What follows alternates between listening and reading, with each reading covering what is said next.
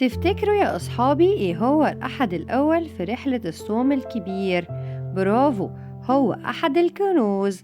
الكنز الحقيقي هو إننا نحوش في السماء يا أصحابي، والكنز ده عمره ما هيتسرق ولا هيبوظ علشان هو كنز سماوي. تفتكروا إزاي؟ يعني لو مرة بتصلي في الأوضة وربنا بس اللي شايفك، انت كده بتحوش في السما. وكل مرة بتاخد جزء من المصروف وبتحطه في العطا، انت كده بتحوش في السما. وكل مرة بتساعد فيها حد محتاج، انت كده بتحوش في السما. وكمان لما بتكون صايم ونفسك في شوكولاتة لكن مش بتاكلها، كده انت بتحوش في السما. وطول ما احنا بنحوش في السما دايما هيكون كنزنا محفوظ وعلى طول موجود وعمره ما هيتسرق.